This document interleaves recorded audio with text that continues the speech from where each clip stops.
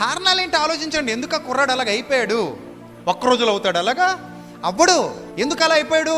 ఇంట్లో టీవీ పెట్టి ఆ టీవీలో క్రైమ్ సినిమాలు బాగా చూసే అవకాశం ఇచ్చి, నువ్వు ఏ సినిమా పడితే ఆ సినిమా చూసే అంటే క్రైమ్ సినిమాలు, క్రైమ్ స్టోరీలు, ఈ థ్రిల్లర్లు ఇలాంటివి మాత్రమే చెడ్డవన్నీ చూసి లోపలికి ఎక్కించుకొని అలా తయారైపోయాడు. నేను చాలాసార్లు చెప్పాను, టీవీ ముందు కూర్చోబెట్టేసి ఫోన్ ఇచ్చేసి వదిలేయడం కాదు.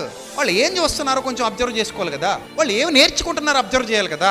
టీవీ చూస్తున్నారు, టీవీలో ఏం చూస్తున్నారు? ఫోన్ చూస్తున్నారు, ఫోన్లో ఏం చూస్తున్నారు? ఏమి తెలియకుండా ఫోన్ ఇచ్చేసి టీవీ ఇచ్చేసి మీ ఇష్టం రా, మీకు నచ్చింది చూసేయండి అంటే నచ్చిందల్లా తినేమన్నట్టు ఉంటుంది. కనబడిందల్లా తినేస్తే శరీరం పాడైపోద్ది, కనబడిందల్లా చూసేస్తే బ్రతుకు పాడైపోద్ది.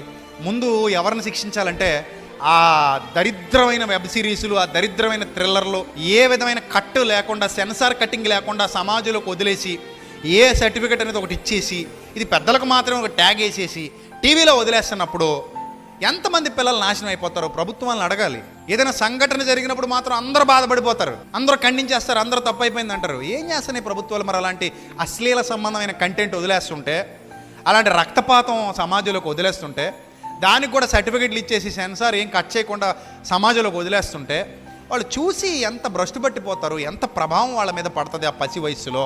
ఇంకా ఎంతమంది పిల్లలు ఎన్ని ఘోరాలు, ఎన్ని నేరాలు చూడబోతున్నామో భవిష్యత్తులో భయం. పిల్లల్ని ఒంటరిగా వదిలి వెళ్ళాలంటే భయం.